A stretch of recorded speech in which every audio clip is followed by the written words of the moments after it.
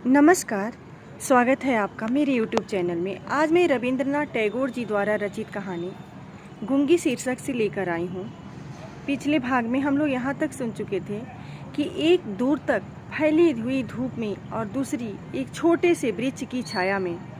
मित्रों, आगे की कहानी प्रस्तुत करने से पहले आप लोगों से मेरा एक अनुरोध है कि अगर आप लोग मेरे चैनल को सब्सक्राइब नहीं किए हैं तो ज़रूर सब्सक्राइब कीजिए ताकि मैं पूरी कहानी आप लोगों तक पहुंचा सकूं। प्रस्तुत है आगे की कहानी। सुभाषिणी की कोई सहेली हो ही नहीं सो बात नहीं। गांव घर में दो गाय हैं, एक का नाम है सरस्वती और दूसरी का नाम है पार्वती। ये नाम सुभाषिणी के मुंह से उन गायों ने कभी भी नहीं सुने, परंतु वे उसके पैरों की मंथन गति को भलीभांति पहचानती है। सुभाषिणी का बिना बातों का एक ऐसा करुण स्वर है जिसका अर्थ वे भाषा की अपेक्षा कहीं अधिक सरलता से समझ जाती हैं। वह कभी उन पर लाड़ करती, कभी डांटती और कभी प्रार्थना का भाव दर्शाकर उन्हें मनाती, और इन बातों को उसकी सारों और पारों इंसान से कहीं अधिक और भली भांति समझ जाती। सुभाषिणी गौ घर में घुसकर अपनी दोनों बाहों से जब सारों की गर्दन पकड़कर उसके कान के पास अपनी कनपटी रगड़ती है, तब पारो स्नेह की दृष्टि से उसकी ओर निहारती हुई उसके शरीर को चाटने लगती है। सुभाषिणी दिन भर में कम से कम 2-3 बार तो नियम से गौ घर में जाया करती। इसके सिवा अनियमित आना जाना भी बना रहता।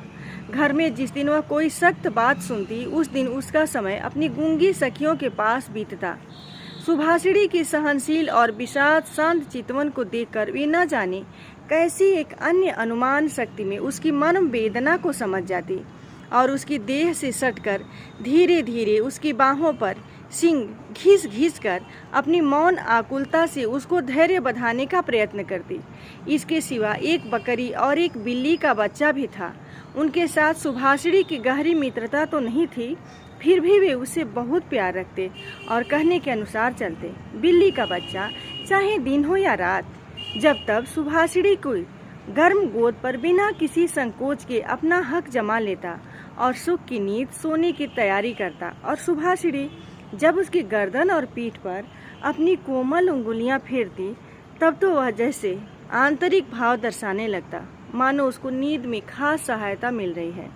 ऊंची श्रेणी के प्राणियों में सुभाषिणी को और भी एक मित्र मिल गया था, किंतु उसके साथ उसका ठीक कैसा संबंध था इसकी पक्की खबर बताना मुश्किल है, क्योंकि उसके बोलने की जिह्वा है और वह है गूंगी।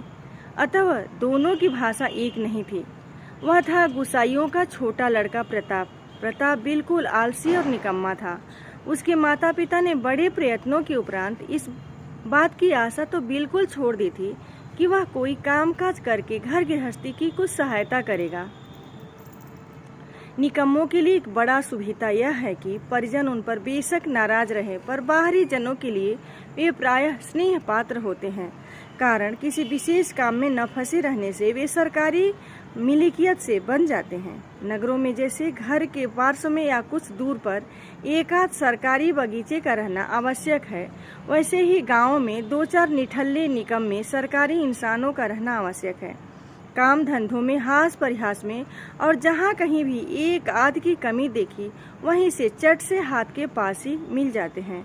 प्रताप की विशेष रुचि एक ही है, वह है मछली पकड़ना। इससे उसका बहुत सा समय आसानी के साथ कट जाता है। तीसरे पहर सरिता के तीर पर बहुधा वह इस काम में तल्लीन दिखाई देता और इसी बहाने सुभाषिणी से उसकी भेंट हुआ करती है। चाहे किसी भी काम में हो, पार्श्व में एक हमजोली मिलने मात्र से ही प्रताप का हृदय खुशी से नाच उठता। मछली के शिकार में मौन साथी ही सबसे श्रेयस्कर माना जाता है। अतः प्रताप सुभाषिणी की खूबी को जानता है और कद्र करता है। यही कारण है कि और सब तो सुभाषिणी को सुभा कहते, किंतु प्रताप उसमें और भी स्नेह भरकर सुभा को सू कहकर पुकारता। सुभाषिणी इमली के वृक्ष के नीचे बैठी रहती और प्रताप पास ही जमीन पर बैठा हुआ सरिता जल में कांटा डालकर उसी की ओर निहारता रहता। प्रताप के लिए उसकी ओर से हर रोज एक पान का बीड़ा बंधा हुआ था और उसे स्वयं अपने हाथ से लगा कर लाती, और शायद बहुत देर तक बैठे बैठे देखते देखते उसकी इच्छा होती कि वह प्रताप की कोई विशेष सहायता करे, उसके किसी काम में सहारा दे। उसके ऐसा मन में आता कि किसी प्रकार वह यह बता दे कि संसार में वह भी एक कम आवश्यक व्यक्ति नहीं, लेकिन उसके पास न तो कुछ करने को था और न कुछ कर ही सकती थी। तब वह मन ही मन भगवान से ऐसी अलौकिक शक्ति के लिए विनती करती कि जिससे वह जादू मंत्र से चट से ऐसा कोई चमत्कार दिखा सके जिसे प्रताप देखकर दंग रह जाए और कहने लगे, अच्छा सु, मैं या करामात, मुझे क्या पता था। मान लो सुभाषिणी यदि जलपरी होती और धीरे धीरे जल में से निकलकर सर्प के माथे की मणि घाट पर रख देती और प्रताप अपने उस छोटे से धंधे को छोड़कर मणि को पाकर जल में डुबकी लगाता और पाताल में पहुंचकर देखता कि रजत प्रसाद में स्वर्ण जड़ित सैया पर कौन बैठी है, और आश्चर्य से मुंह खोलकर कहता, अरे यह तो अपनी वाड़ीकंठ के घर की वही गूंगी छोटी कन्या है, सु, मेरी सु। आज मड़ियों से जटित, गंभीर, निस्तब्ध पातालपुरी की एकमात्र जलपरी बन बैठी है। तो क्या यह बात हो ही नहीं सकती? क्या यह नितांत असंभव ही है? वास्तव में कुछ भी असंभव नहीं, लेकिन फिर भी सु प्रजा शून्य पातालपुरी के राजघराने में जन्म न लेकर वाड़ीकंठ के घर पैदा हुई है, और इसीलिए वह आज गुसाइयों के घर के लड़के प्रताप को किसी प्रकार के आश्चर्य से अचंभित नहीं कर सकती। मित्रों, आगे की कहानी मैं अगले वीडियो में लेकर आऊंगी। अगर आप लोगों को यह कहानी पसंद आई हो तो लाइक कमेंट जरूर कीजिएगा। धन्यवाद।